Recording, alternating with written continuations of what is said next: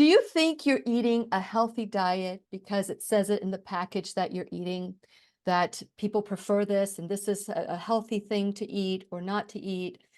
If you think that you're eating healthy and perhaps maybe you're still overweight, perhaps maybe you have some form of unknown condition that hasn't been diagnosed yet, or you're not feeling optimal, maybe it's time to really look at nutrition differently. Because maybe, and we know that whatever diet, whether it's a standard American diet or a diet that is processed, is not going to lead to your goal. But fortunate today, we have Dr. Joel Fuhrman in the classroom. He has been a wonderful teacher in the classroom since 2015. We look forward to hearing him every time he comes into the classroom. He is world-renowned, New York Times best-selling author. He is an incredible teacher and a great athlete and has great abs and arms. We know that for a fact. Here in the classroom, we always get a peek of Dr. Fuhrman. And so today we're going to be talking about how he's going to be teaching us how to create health without these inflammatory foods that are causing us these quote unquote diseases when really it might be the food we're eating. And when you need a friend, you can count on me. I'll be right here waiting for you.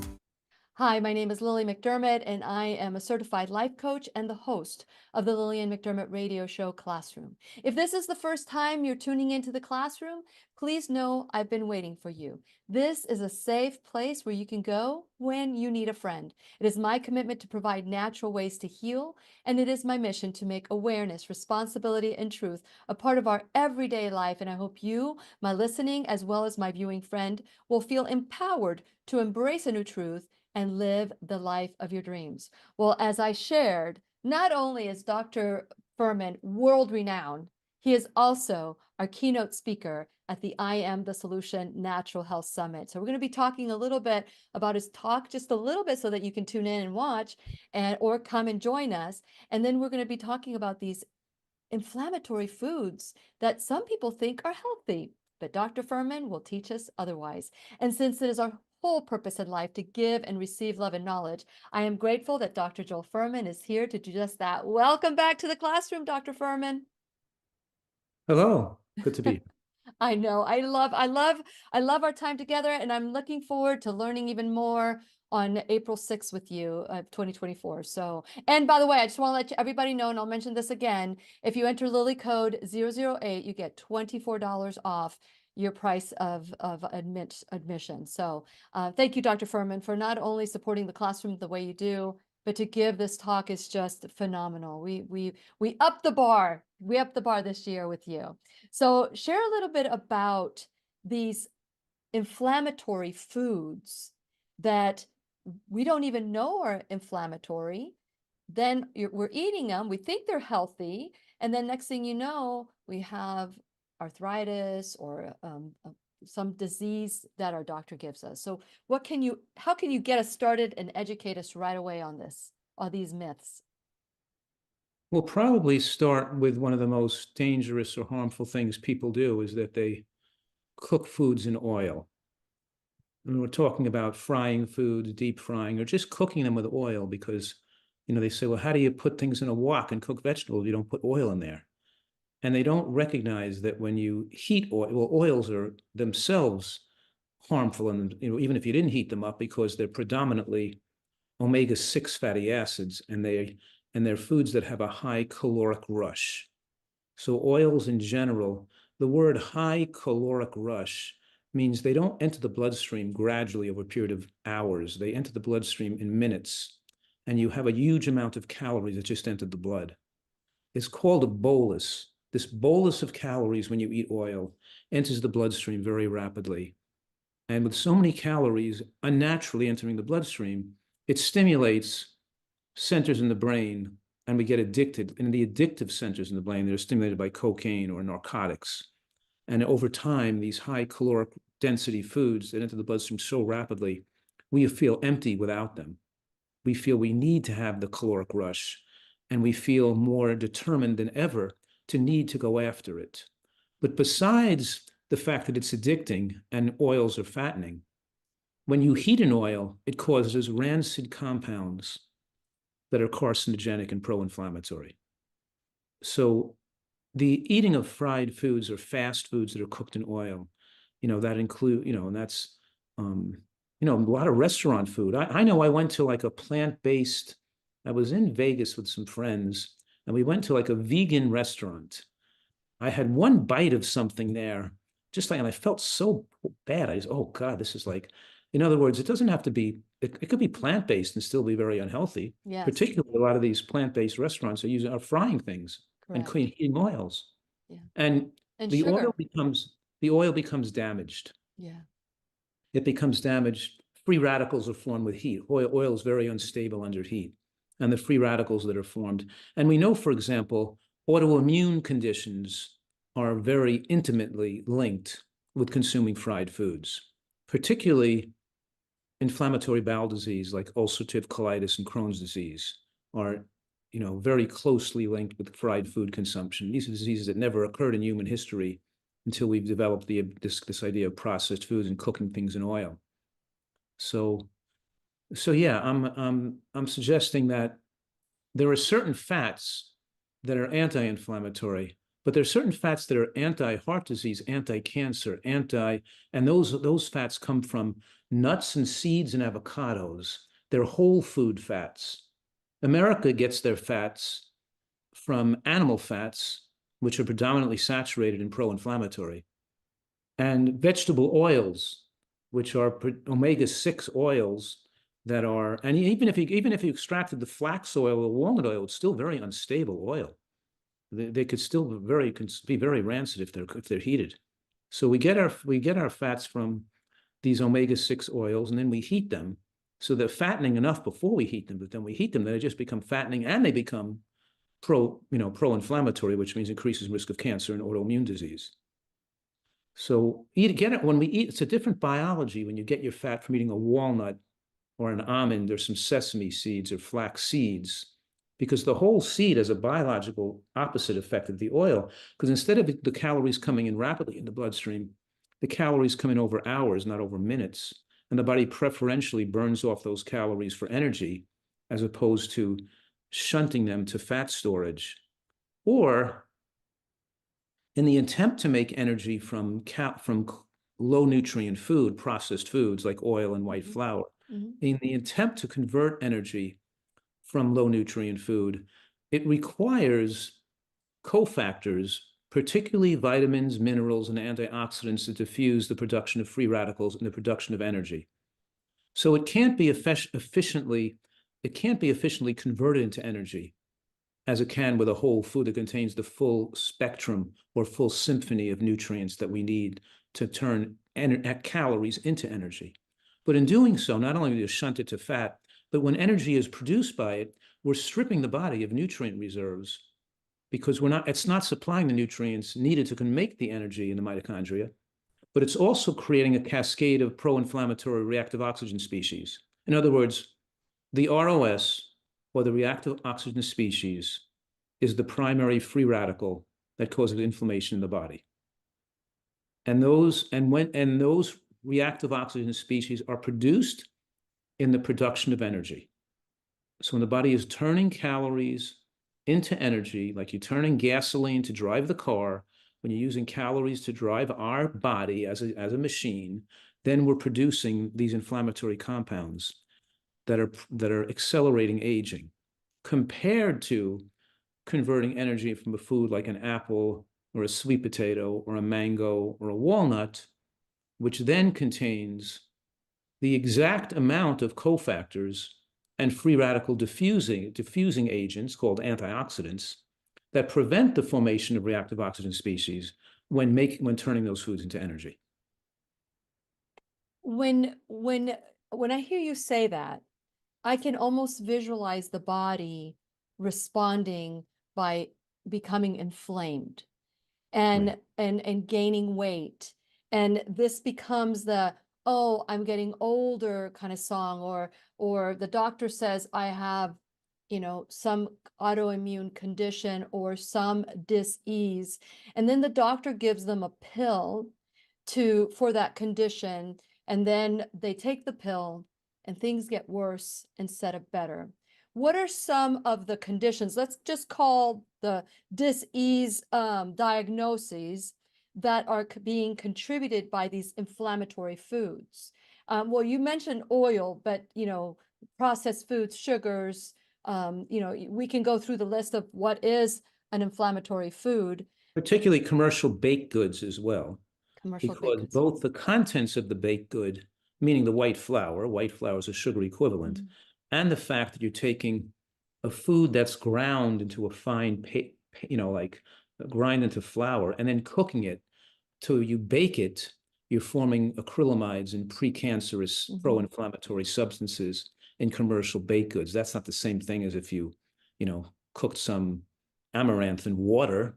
The water prevents burning, drying out, baking, and formation of toxic compounds. Yeah. So when you make something like you fry it into a pancake or bake it into the oven, even baking into a bread, even the crusts, when you're taking something like white flour, you're forming a brown crust.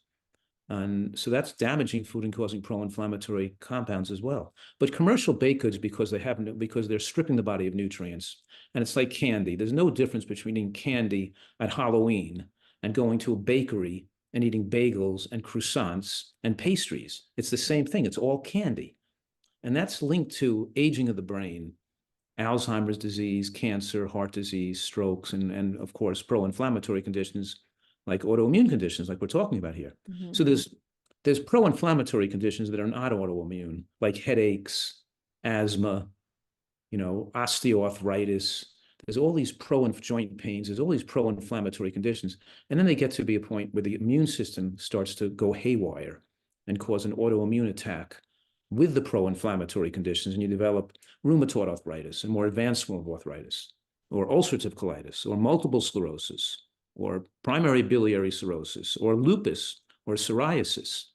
And those are very common, and their incidence has skyrocketed since 1930, 1940, as cancer rates has increased between the early 1900s, as the waistlines of Americans have increased, as cancer rates have increased, so has autoimmune diseases increased in a parallel fashion.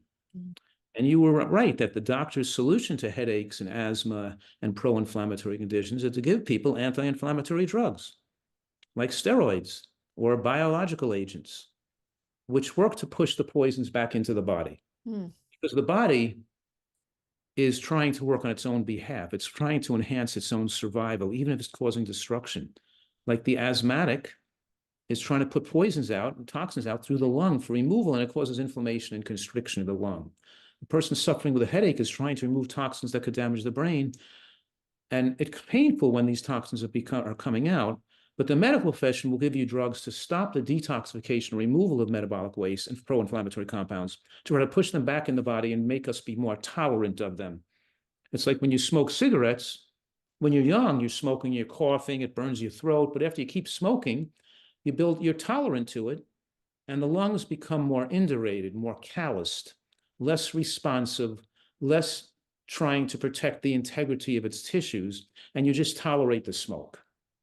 And that's a stepping stone to lung cancer and more retention of metabolic waste. And that's how the medical profession generally practices. They take an inflammatory condition and they try to stop the body from reacting against the inflammatory substance so the person could feel better, which allows the inflammatory substance to remain in the body and to build up, and now to have the added toxic load of the drug on top of that, which accelerates the disease, the aging of the body, and the development of cancer. So the medical profession is intimately involved with the growing number of people getting cancer because of their using medications to suppress disease, as opposed to a lifestyle medicine physician who's going to say, okay, stop eating fried foods, Start to eat a blended salad every day and eat foods that are easy to digest. Let's rest the body. Don't treat the headache with barbiturates, narcotics, and caffeine and Tylenol. Just rest with a cold compress on your head. And let's have you, And eat drink just water, because many people are just dehydrated. right. Well, so that you just rest the body, let the process resolve naturally without trying to suppress it, and then it won't come back again. Instead of converting an occasional headache into chronic headaches, we're converting chronic headaches into a milder headache and then to no headaches because we're actually allowing the body to finish the repair process that the headache represents. I'm saying the inflammatory response of the body is favorable in the own body's best interest if we let it complete its course.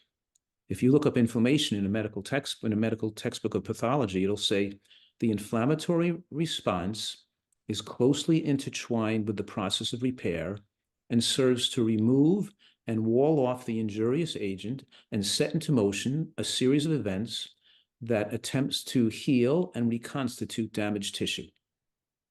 So so people and doctors confuse getting well with symptoms because often the symptoms are part of the process to get a person well. We just know how to manage that symptom, how to allow it to come to a resolution without too much suffering, but not try to use. So the whole basis of medicine, the whole basis of medicine is suppressive, means it's trying to remove symptoms with poisonous substances. And the first thing we learned in medical school, in the first pharmacology course we took in the year one, was all drugs are toxic. Yeah. And they accelerate death because they block or interfere with body's processes, and they enhance so we learn in medical, and we're always taught that, we're better to avoid the need for medicinal substances. They're not health food. But then you go out in the real world and doctors become the gatekeepers of using these toxic, dangerous substances with their prescription pad, but their own financial benefit and their own assumed benefit of people feeling they're getting what their money's worth is that they want these prescriptions, they want the drugs, and they want to have these disease symptoms suppressed, and they don't want to take the time, the effort, or the actually interactive, take some degree of care here to enable a person to get well without just throwing a drug across the table. It's much easier just hand them a slip and go on to the next patient 5 minutes later. Yeah. So it's more complicated to practice lifestyle medicine because we have to get to the root cause and we have to allow this person to heal itself, which may take more time. They're not going to be a quick fix, but then the resolution is going to be permanent, and the person's going to have better health. We're going to still have good health.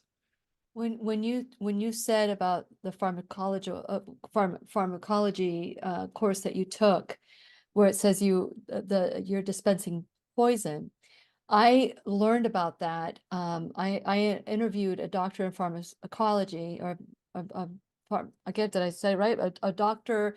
He's a pharmacist, but he's got a doctor. He's a PharmD. And he took me, I went to his dispensary, his store that had been around there for 50 years.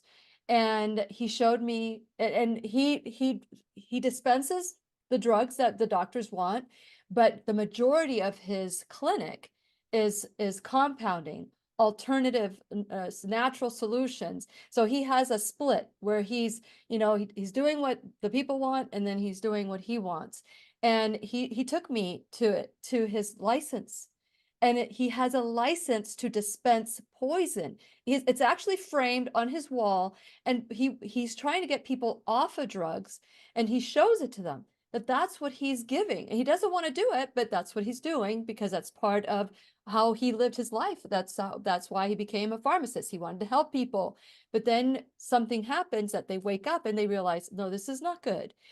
So it's a process. Now, it is sad when I hear you say that, to understand that every doctor goes through that process of learning that this is poison, and we're giving poison to repair the body, but the body isn't poison deficient. What is the deficiency that the body has when it breaks down, Dr. Fuhrman? Well, they're not deficiencies. And by the way, they use the word toxic or toxins, not poison. No, his license said poison. Licensed to, his license actually said poison. I can't comment on that, but I'm saying, Okay, yeah. there's the word poison, because this is not going to cause instant death. Mm. Toxins build up over time and age us, but poisons have but of course the poison is in the dose. And some Yes, medicines are poisonous in a higher dose too. yeah, But nevertheless, I mean, every physician is and should be, even though they don't, is as much as possible trying to enable people to avoid the need for medicinal substances.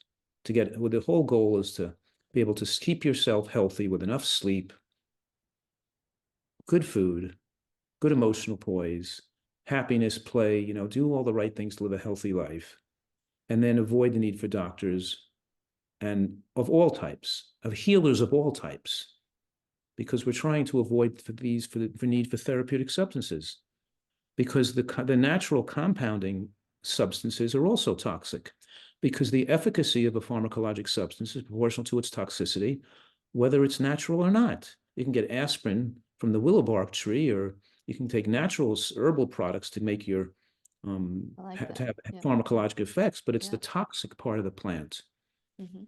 that has that pharmacologic effect. So we're trying to live in a manner as much as we possibly can to avoid the need for healthcare. The best healthcare is self-care.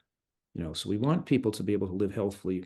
Sometimes in emergency situations, or sometimes it is needed to have Yeah, of course. intervention. But there obviously you get bitten by a cat on your hand. You got to not get an infected nut. You don't want to get a serious infection. But in any case, there are some instances where medical care is needed, and we take that controlled risk. Mhm. But most of medicines are prescribed without addressing the cause of disease, and people just take pills that contribute to the toxicity of their diet and are very negative. And doctors they're not trained to understand this basis, that the inflammatory nature of disease. They are a little bit, but they don't really they lose that connection.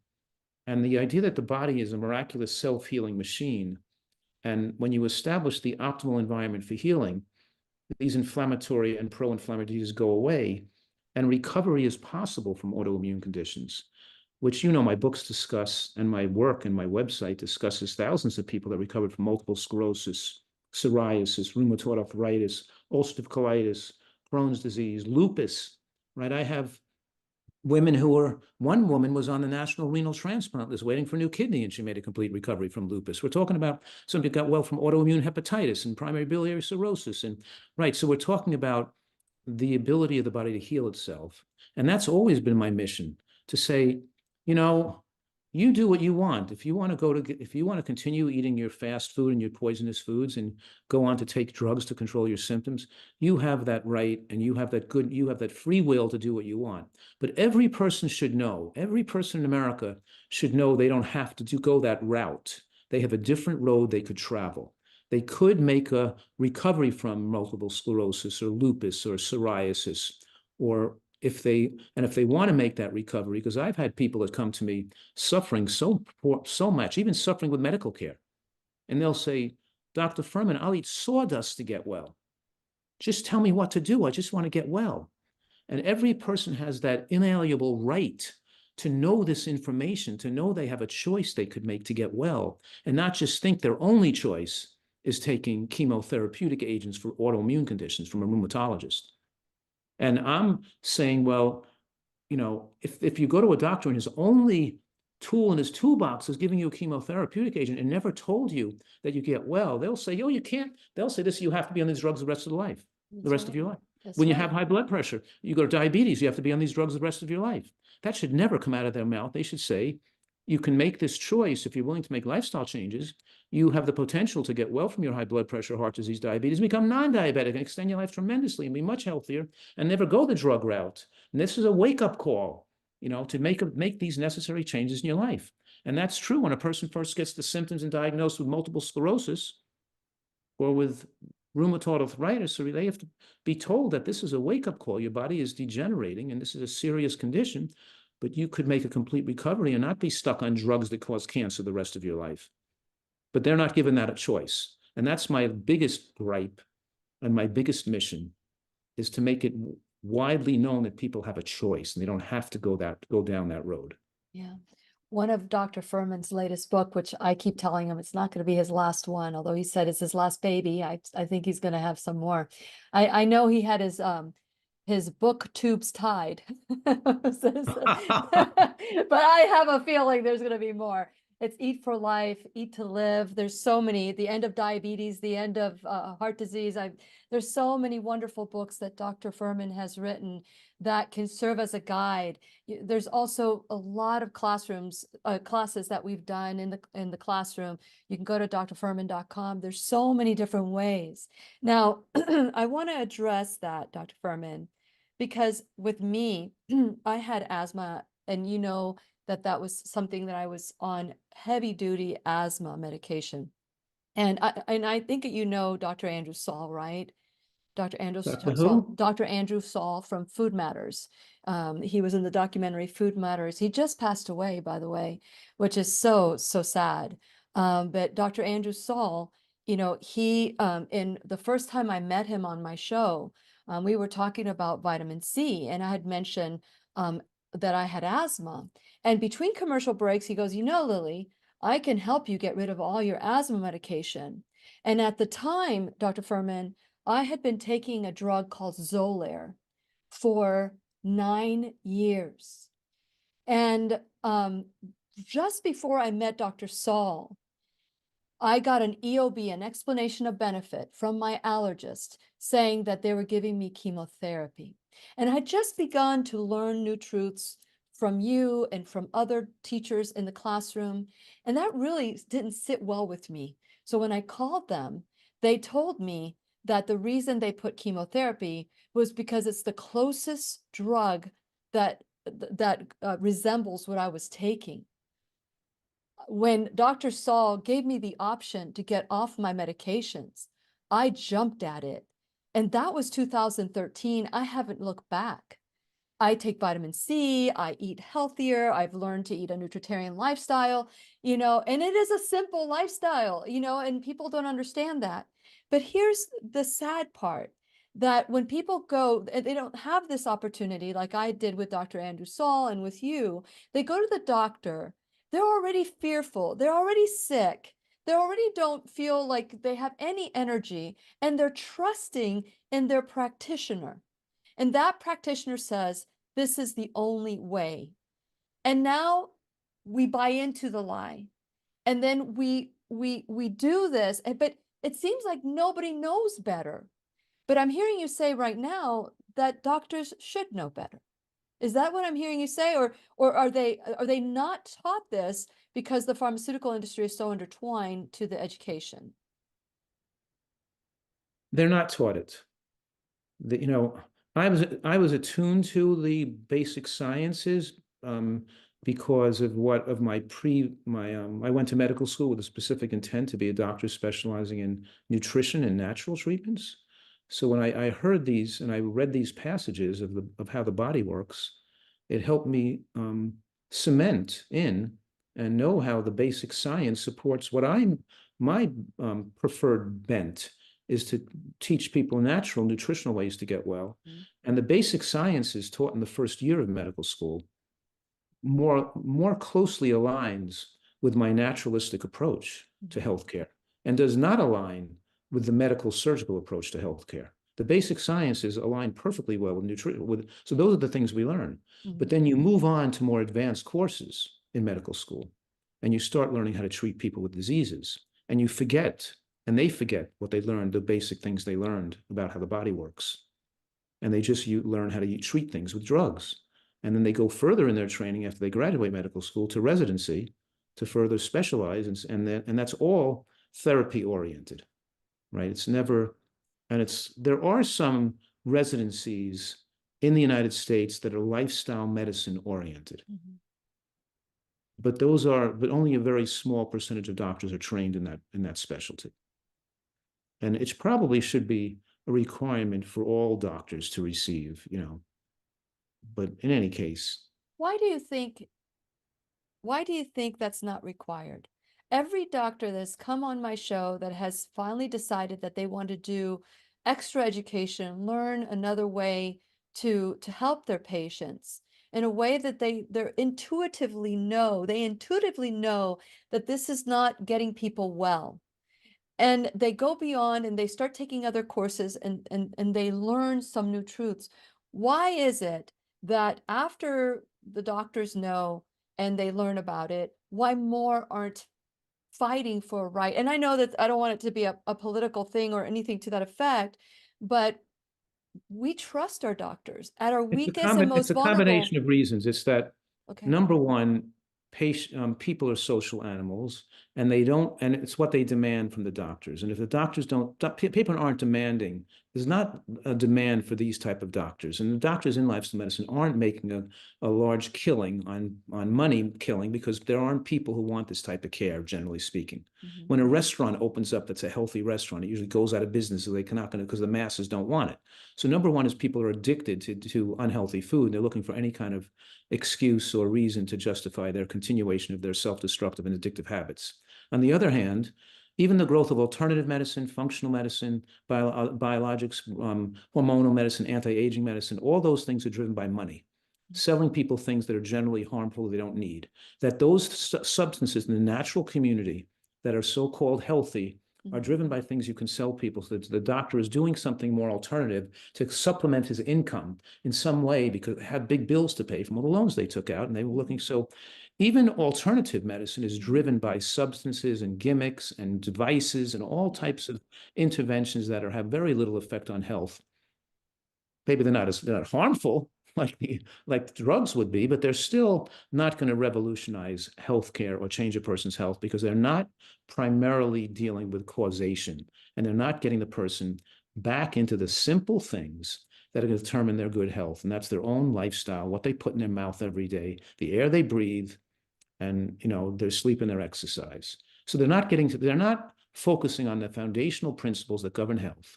And so you have the conventional doctors giving drugs, and you have the alternative medicine community giving supplements or natural products or natural equipment or natural machines or magical powers or magical substances that are going to help make you feel a little better.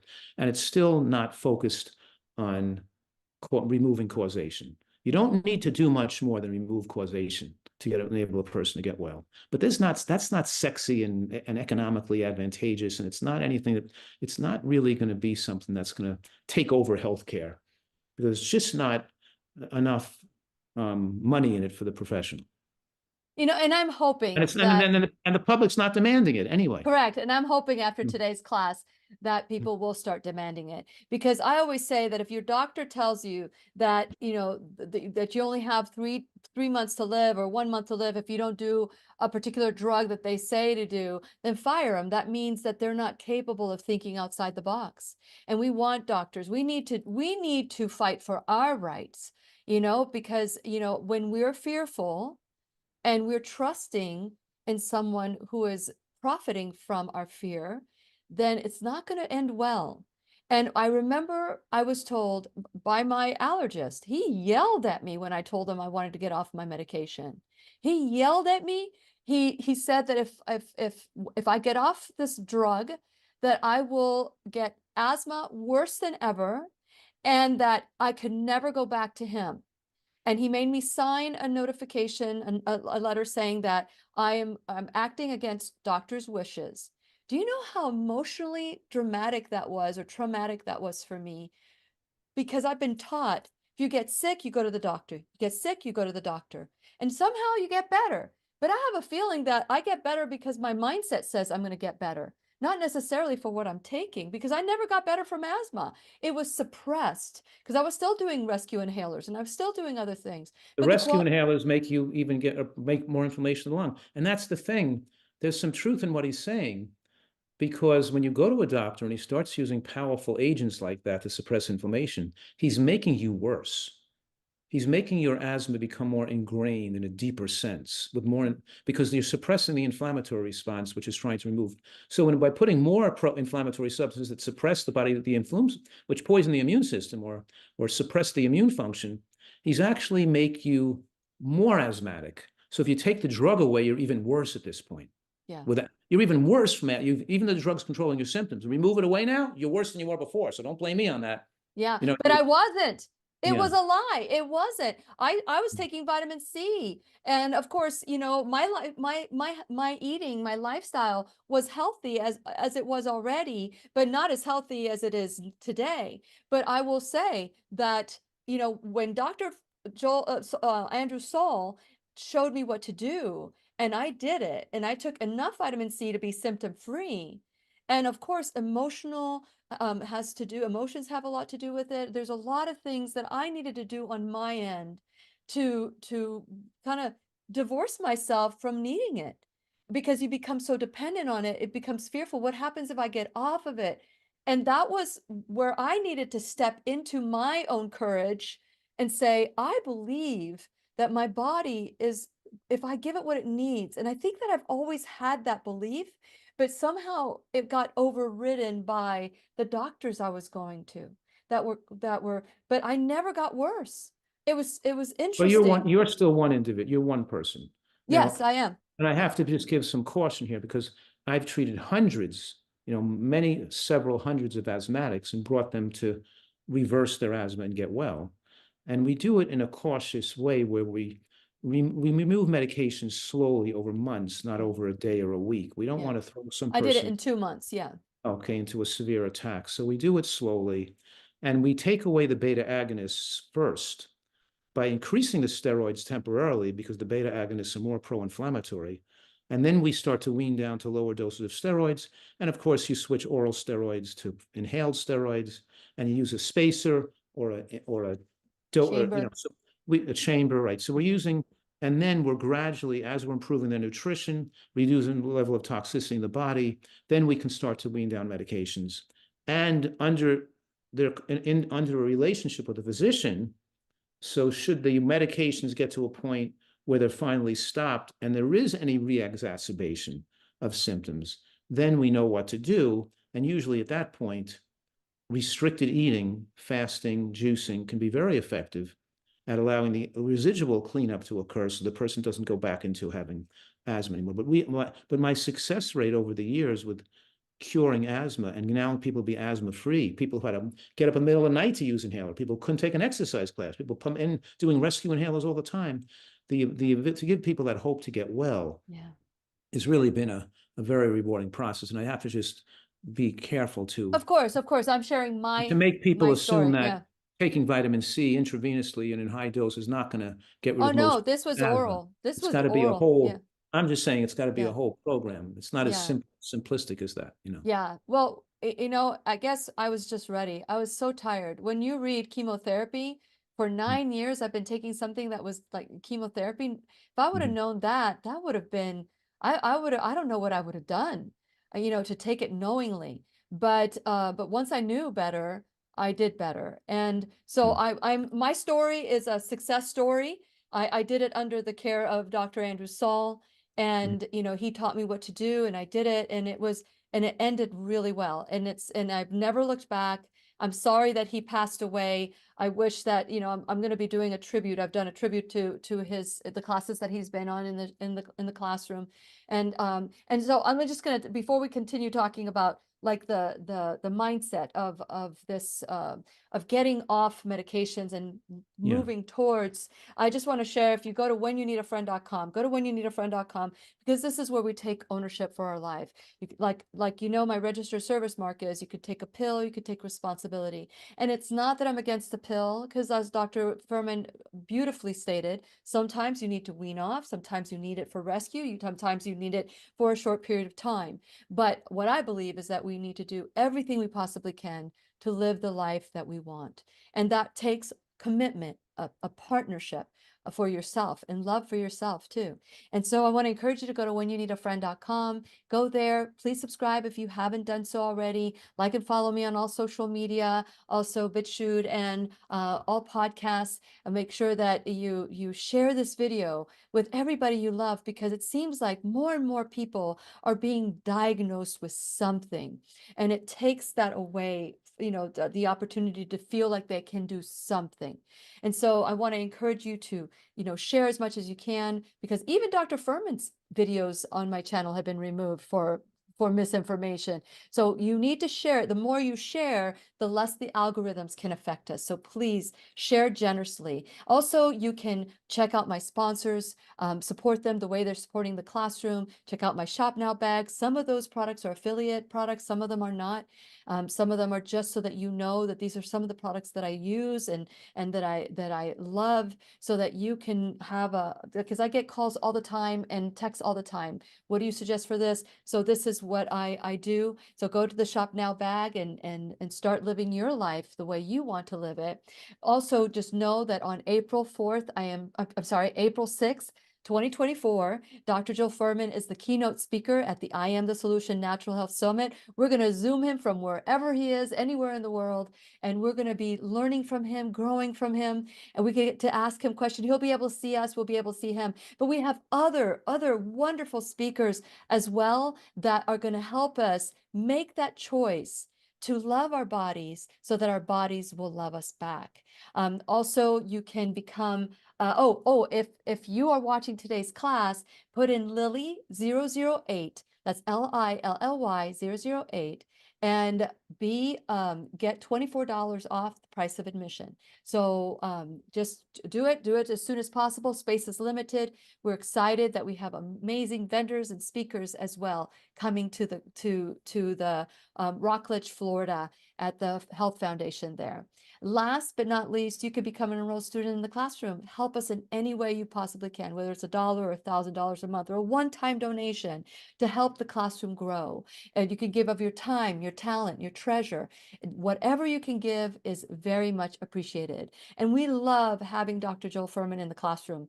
And I am so grateful if you go to drfuhrman.com, you can learn more about everything that he's doing. I know that in May 6th, you're doing another detox program. Can you share a little bit about that, Dr. Fuhrman? Yes, twice a year we run a 3-week program that's very intensive learning, where we're working in a group with a group of people. We're all supporting each other with my staff, my coaches, and myself and my supportive staff to really get it to motivate and all work together, that we're going to put together optimal eating for this 21 days as a group. I'm going to encourage you, you're going to encourage me. We're going to stay strict in the program. We're going to monitor our progress with the whole intent of being transformational to your life. So you can continue what you're learning here. You learn so much good information and so much good information that will benefit your ability to be more at peace, to get joy out of your life every day.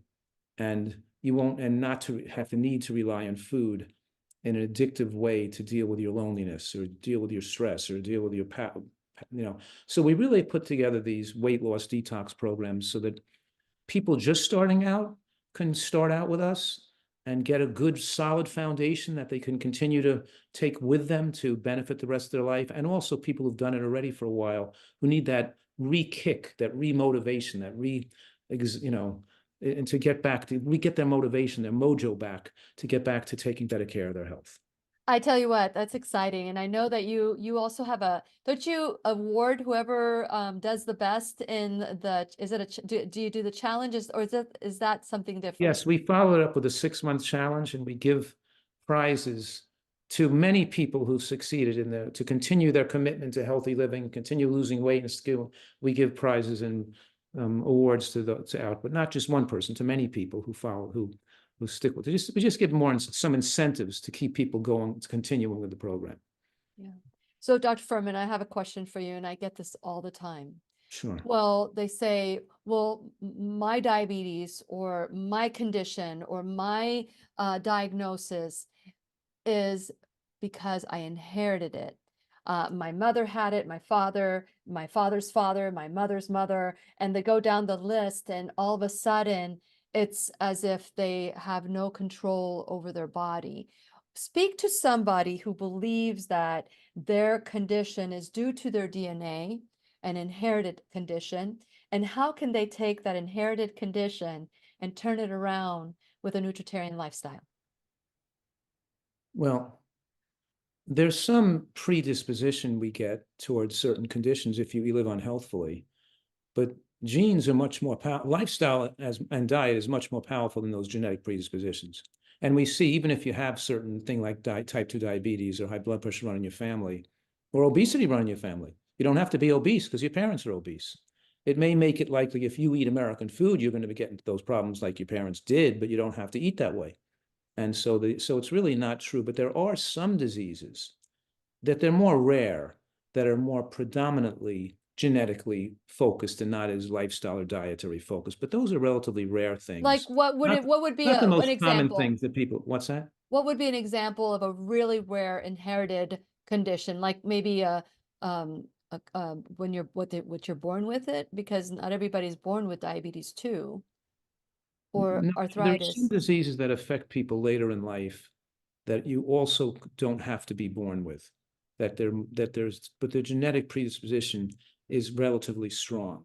But even when people have a disease that weakens them in some way, they're still going to be the best version of themselves. They're still going to prolong the progression of that disease. They're still going to be in better health if they pay attention to their health and their lifestyle. So But the it's rare. But it's rare. What I'm hearing you say, it's rare. The majority is lifestyle choices. That's correct. Okay. And we say,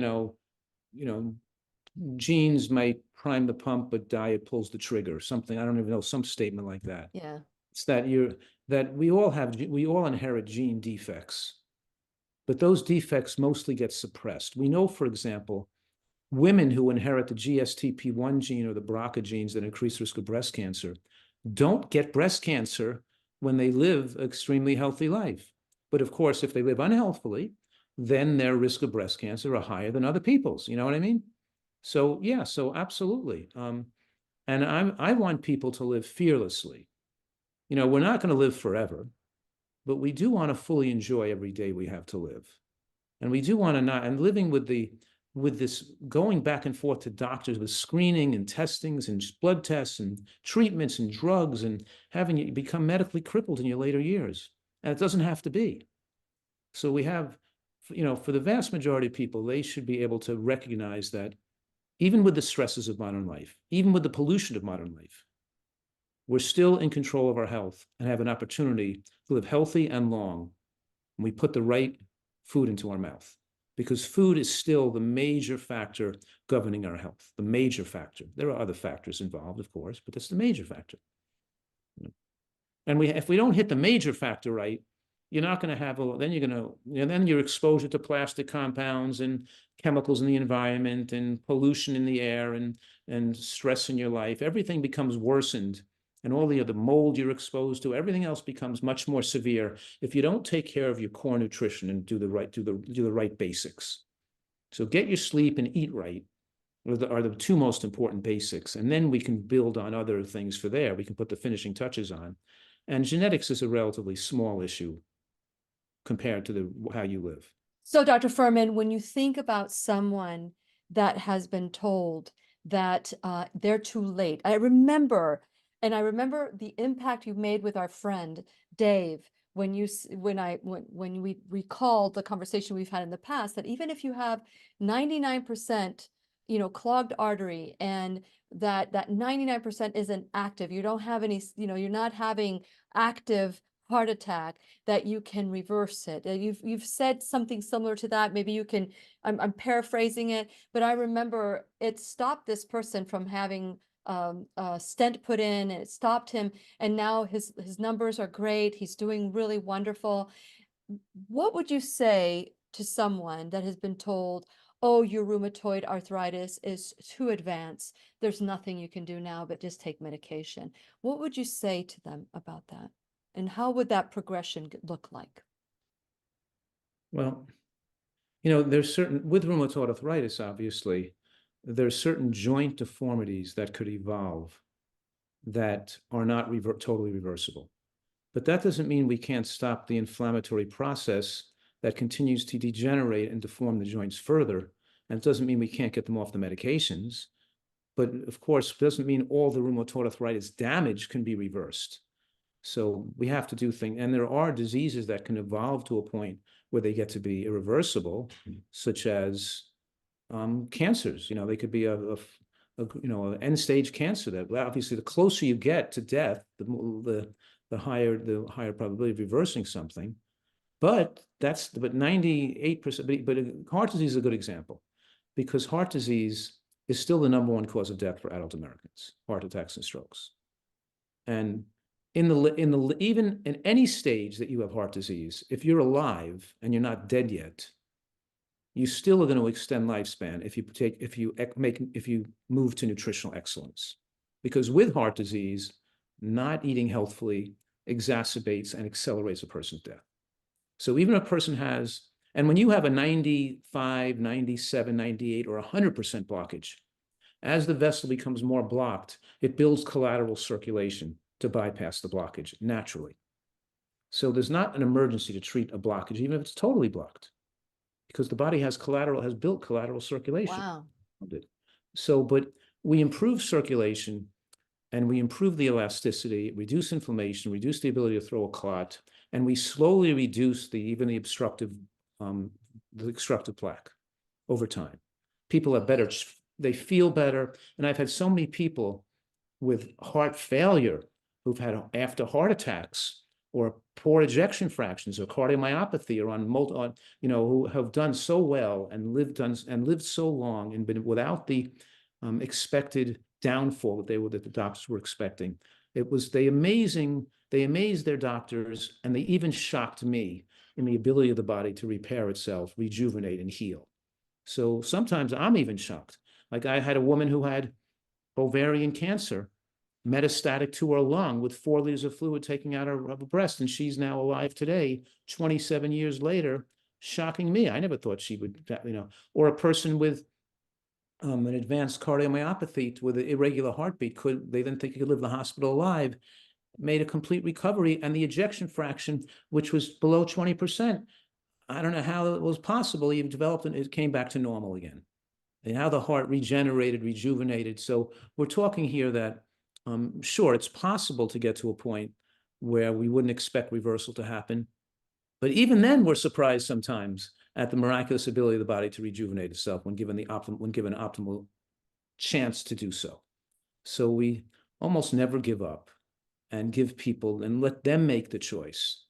And if they want to go for everything, let them go for everything, to do everything right. And if you're still alive, you can be a healthier version of wherever you are at that point. Yes. And you can book you can call today. Let them know Lily sent you to call Dr. Fuhrman at the retreat at the Eat to Live. Yeah. Eat to Live Retreat Center and Health Center, and start reversing, because you don't just focus on one, you just focus on the body and getting the body to get rid of all the toxins and diseases in the body, and it's just amazing the way that you have been able to reverse these. Can you share? We've just got a few minutes left in the principles. If someone never heard of a Nutritarian lifestyle, what are some of the basic principles that you live with as a Nutritarian? Well, thanks for that, because, here at the retreat in San Diego, both my wife and I really get so much pleasure from working with people and watching them get healthy and then building those relationships. We really feel that we're doing something of value for humanity, because when they leave, we feel we've changed the trajectory of their life, really. And so that's really helps us personally. We feel good about what we're doing, for sure. And the Nutritarian diet, to answer that question, is based on,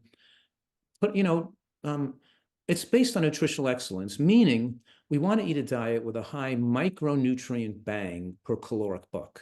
So I tell people these 5 words govern how fast you age, and that's moderate caloric restriction with micronutrient excellence. But it's striving to achieve micronutrient excellence and have a high density of these healing nutrients in the tissues and the cells that then naturally reduces cravings, reduces the desire to overeat, and makes a person feel satisfied, because people learn with time that their ravenous desire to overeat calories was partially because they weren't well nourished, and they can lose weight, and the people lose a lot of weight while eating delicious tasting food. And then we learn, and we're trying to make it duplicatable, reproducible. So my teachings, my books, my retreat is geared to giving people the information so they can take charge and do it in their own life. If it's not doable and they can't maintain it, then it's not going to work. So they got to be able to take it home and do it at home. Absolutely. Once again, Dr. Fuhrman's last book, well, he has these PDF books that they're just wonderful and have great recipes. Every day for lunch, Dr. Fuhrman, I think of you. I just want you to know that. I have a beautiful salad. I make my own dressings, and it is so delicious. And every day I thank God for you. The book is Eat for Life. That's the last one. And the retreat center is Eat to Live. Let them know Lily sent you. Dr. Fuhrman, you are an amazing, amazing man. Thank you so much for always caring so much. In all the years that I've known you, I'm never, I'm, what is that?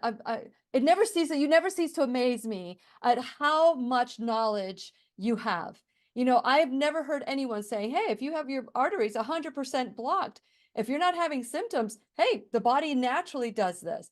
But then of course, we hear about the people that drop dead all of a sudden, and the fear, again, the fear. And you had mentioned earlier that, about, people perish because of lack of knowledge. And that's Hosea 4:6. But what people don't understand that comes after that verse is not because they didn't have the knowledge, they rejected it. And that's like when you know better, you do better, but not necessarily everybody does that. So we perish because we choose to reject the information that is all around us. So thank you so much for being an advocate for all of us and letting us know that the body is a remarkable tool that will heal if given what it needs. So thank you so much. Once again, Dr. Joel Fuhrman, you will find him at the I Am the Solution Natural Health Summit. We're going to Zoom him in, our keynote speaker, but we're going to have a full day of other speakers and vendors and an opportunity for everybody to try different new things that they can start making choices to change their life. And please remember, we'll be right here waiting for you worldwide at whenyouneedafriend.com. This is Lillian McDermott and Dr. Joel Fuhrman wishing you love, peace, joy, and unexpected abundance. Make it the best day ever. The opinions and advice expressed on the Lillian McDermott radio show are intended for the individual callers and guests on the program and are presented to our wider audience solely for general educational purposes.